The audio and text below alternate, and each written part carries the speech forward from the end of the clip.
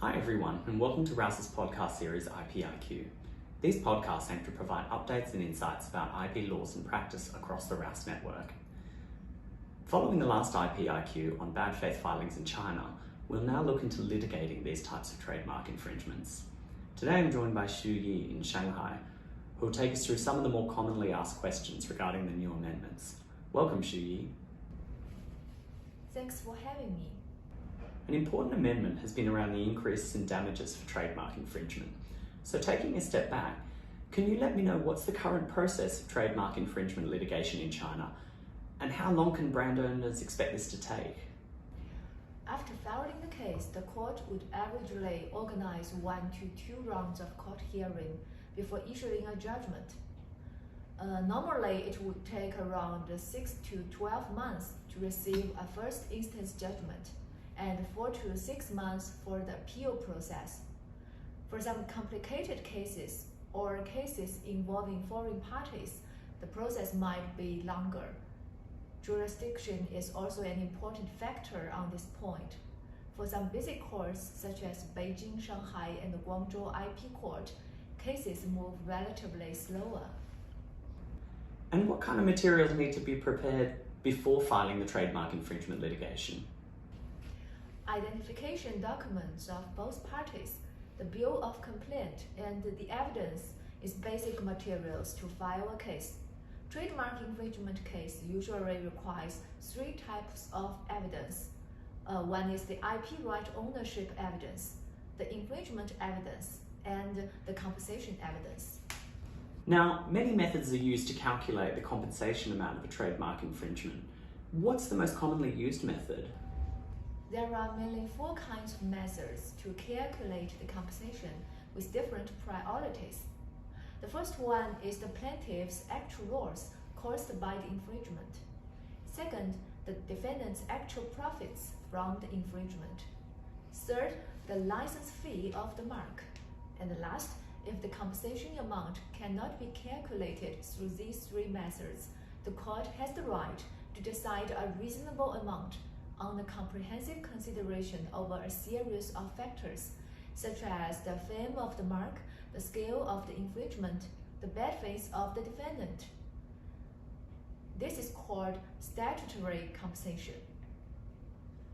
As IP is an intangible property, in many cases we find it is very difficult to identify and prove the actual loss or profits. Statutory compensation becomes the most frequently used option. Most cases in China took this method and are issued a compensation under the upper limit of statutory compensation, which is China yuan 5 million.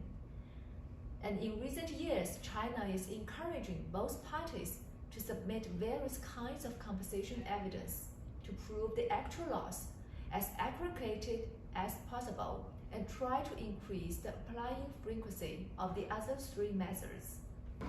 And how does the court calculate the damages? What sort of factors does the courts consider for punitive damages? Punitive damages have already been applied in many cases in China when the infringement is serious and infringers have obvious benefits in the infringement. China has set detailed rules listing some factors to be taken into consideration when deciding whether punitive damages shall be issued. For example, when the infringement does not stop after a warning letter is sent from the right owner, or the infringer has certain cooperation or other business relationship with the right owner and has good knowledge of the IP rights. And the third situation could be the scale of the infringement is magnificent. Also, when the infringement does not stop after an effective decision from the authorities, for example, a PD or a preliminary injunction order or a judgment, then the punitive damage could also apply. Now, what kind of evidence is positive for the plaintiff, and what steps should be taken to secure a higher reward? Evidence such as the sales amount of the products indicated by the web page or provided by some third-party e-platforms, or the license agreement comparable to the infringing use of the IP. The evidence showing the lasting period of the infringement is useful to support a higher compensation. As an overall strategy from the plaintiff's view, a deep understanding of the whole infringement map and a piece of well-planned evidence collecting approach is needed. Also, various procedural measures under the law, such as evidence preservation, the investigation order, if properly used, can also play an important role in evidence collecting in regard of the compensation issue. Now, Amendment 3 in the new trademark law specifies that infringing materials are required to be destroyed. Apart from special cases, what kind of infringing materials need to be destroyed? According to the amended law, the products bearing a counterfeited registered trademark, the materials and tools mainly used to manufacture the products bearing a counterfeited registered trademark shall be destroyed. And is there a time limit? It is required that the products or related materials being destroyed within 6 months after a decision takes effect.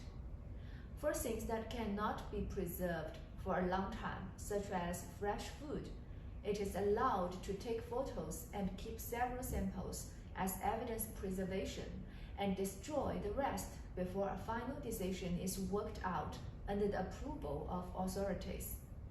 Practically, we recommend seizing or preserving the infringing products and the materials or tools used to manufacture them at the very beginning of an administrative action or a civil litigation. Then, when enforcing the decision or judgment, the plaintiff can ask the preserved products or tools to be destroyed. Otherwise, it would be very difficult to locate and destroy these infringing materials after a long legal process.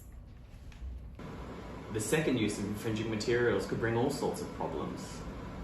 The reuse of infringing products could cause the products to flow into the market again and cause further public confusion.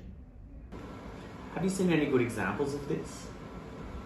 In one case we handled for a well-known sports company, we seized a large amount of the infringing sports shoes through evidence preservation.